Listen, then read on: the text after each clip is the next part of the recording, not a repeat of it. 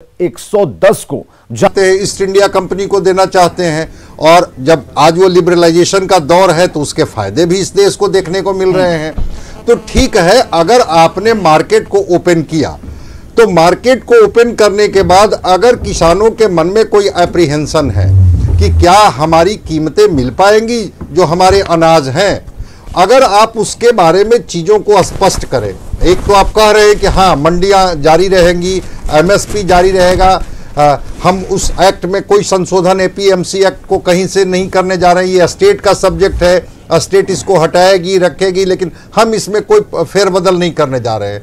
तो फिर अब ओपन मार्केट के कौन कौन से लाभ किसानों को मिलेंगे, और वो जो कह रहे हैं कि एमएसपी की व्यवस्था बाहर में एमएसपी पे भी बात करेंगे, हम समर्थन मूल्य पर भी बात करेंगे, लेकिन कुछ तस्वीरें हम तक पहुंची हैं, जरा सुबह सुबह की तस्वीरें हम देख लेते हैं। और हमारा जो आज फोकस है कि आखिर इससे आम लोगों पर कितना असर पड़ रहा है, किसका भला होने जा रहा है।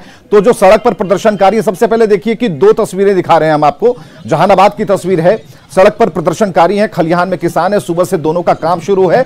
हालांकि 11 बजे का वक्त निर्धारित है कि किसानों ने कहा कि 11 से 3 बजे का वक्त है, आप उस समय भारत बंद रहेंगे। और इसके बाद जमुई की तस्वीर आप देख लीजिए, जहानाबाद के बाद खलिहान में जहां किसान है, वो जमुई में वो तस्वीरें जमुई से आई हैं, जहां पर आप देख सकते हैं कि खेतों में किसानों की भीड़ है और किसान अपने काम में लगे हुए हैं और धान की फसल तैयार है, बिल्कुल एकदम सब कुछ बढ़िया तरीके से चल रहा है, किसान अपने काम में मस्त हैं। और प्रेम रंजन पटेल हमारे साथ बीजेपी नेता जुड़े हुए हैं। असितनाथ तिवारी से कुछ देर पहले प्रेम रंजन जी बातचीत हो रही थी, कांग्रेस के प्रवक्ता हैं, और इन्होंने कहा कि पहले भी तो कई चीजें हुई हैं, खासकर बंद आंदोलन, और आंदोलन तो ऐसे ही होते हैं, लेकिन आज का आंदोलन जो है वो खास है, क्योंकि जब आप सब कुछ दे रहे हैं, किसानों के भले के लिए कर रहे हैं और सब कुछ दायरे में कर रहे हैं, बावजूद इसके बाद किसी बात पर आकर अटक गई है, या फिर वो एमएसपी की बात हो या किसान अपने जो तीनों बिल हैं आपने सामने रखे हैं उस पर कोई सवाल है। हमें जरा ये क्लियर कीजिए कि जो असित कह रहे हैं उससे कितना आप इत्तेफाक रखते हैं और इस भारत बंद को किस तौर पर आप ले रहे हैं। देखिए, इसमें जो बंद का आहूत किया गया है, इस बंद में किसान या किसान का समूह नहीं है पूरी तरह से।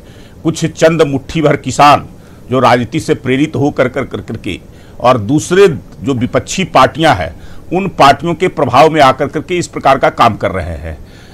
जो बिल है वो बिल में कहीं भी किसानों के अहित का बात नहीं है।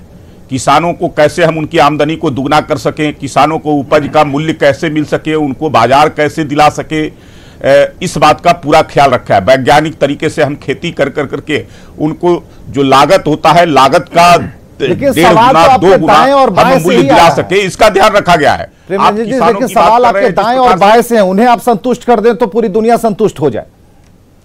नहीं, हम लोग कोशिश कर रहे हैं, कुछ पूरा किसान तो नहीं है। मैंने तो देखा है कि हरियाणा के प्रगतिशील किसान मंच है, उन लोगों ने जो है से विरोध किया है। उन लोगों ने साफ तौर पे कहा है कि हम तीनों बिल के समर्थन में है और ये तीनों बिल किसानों के समस्या को लेकर करके उसके हित में लाया गया है।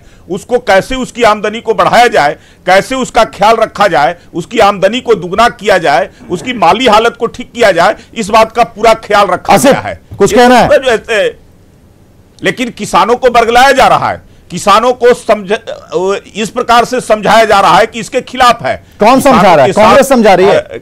आप बताइए। विपक्षी पार्टियां जो ऐसे पूरी तरह से लगी हुई है, विपक्षी पार्टियों को कोई मुद्दा नहीं मिल रहा है, तो ये किसान बिल के खिलाफ ला करके आज तक बताइए जितना हम लोगों ने हमारी सरकार ने देश में काम किया है, हर क्षेत्र में हर वर्ग के लोगों के लिए, और किसान एक सबसे बड़ा समूह है, किसान सबसे बड़ी आबादी है, और किसानों के लिए आज तक काम स्वामीनाथन आयोग बना था 2004 में, और उसकी रिपोर्ट आई, रिपोर्ट के बाद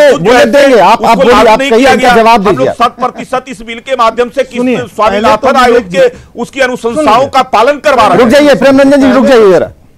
घोर आपत्ति इस बात पर है कि किसानों को बरगलाया जा रहा है। दो बातें बड़ी आपत्तिजनक इधर लगातार 3 बातें बोली जा रही हैं। किसान जो जींस पहनता है वो किसान नहीं है।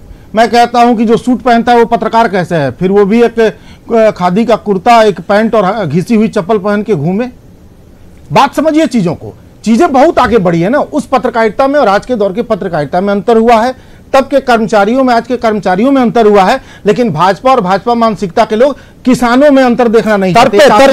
बिल्कुल तर्क पे काटेंगे, अगर कोई बात है तर्क पे काटेंगे। सिर्फ हम यहां पर एक छोटे से अंतराल के लिए रुकते हैं, चर्चा जारी रहेगी, बहस जारी रहेगी और तस्वीरें भी हम आपको दिखाते रहेंगे।